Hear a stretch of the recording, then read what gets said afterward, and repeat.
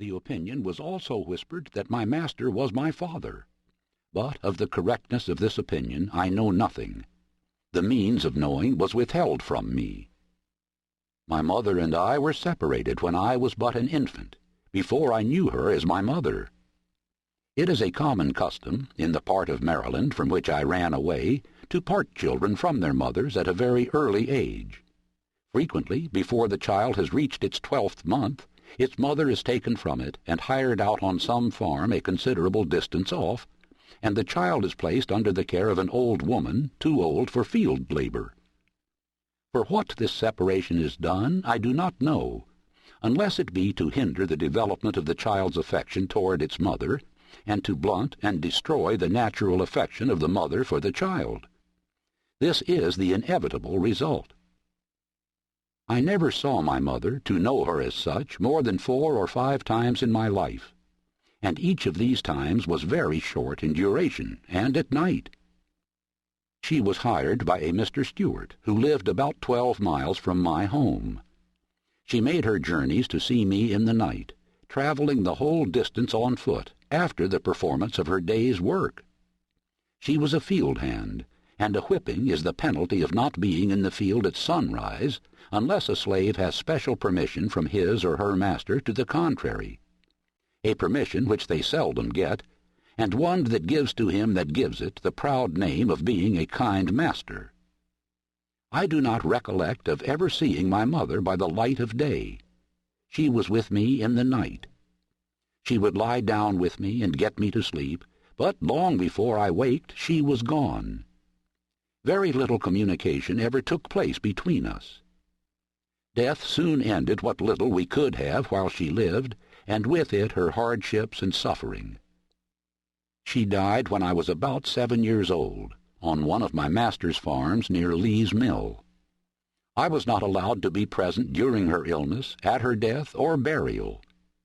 She was gone long before I knew anything about it. Never having enjoyed, to any considerable extent, her soothing presence, her tender and watchful care, I received the tidings of her death with much the same emotions I should have probably felt at the death of a stranger. Called thus suddenly away, she left me without the slightest intimation of who my father was. The whisper that my master was my father may or may not be true, and, true or false, it is of but little consequence to my purpose, whilst the fact remains in all its glaring odiousness that slaveholders have ordained and by law established that the children of slave women shall in all cases follow the condition of their mothers. And this is done too obviously to administer to their own lusts and make a gratification of their wicked desires profitable as well as pleasurable. For by this cunning arrangement the slaveholder, in cases not a few, sustains to his slaves the double relation of master and father. I know of such cases, and it is worthy of remark that such slaves invariably suffer greater hardships and have more to contend with than others. They are, in the first place, a constant offense to their mistress. She is ever disposed to find fault with them. They can seldom do anything to please her. She is never better pleased than when she sees them under the lash, especially when she suspects her husband of showing to his mulatto children favors which he withholds from his black slaves. The master is frequently compelled to sell this class of his slaves out of deference to the feelings of his white wife. And cruel as the deed may strike anyone to be, for a man to sell his own children to human flesh-mongers, it is often the dictate of humanity for him to do so.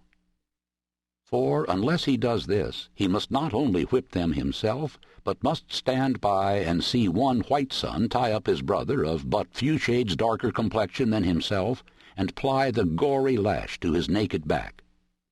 And if he lisp one word of disapproval, it is set down to his parental partiality, and only makes a bad matter worse, both for himself and the slave whom he would protect and defend.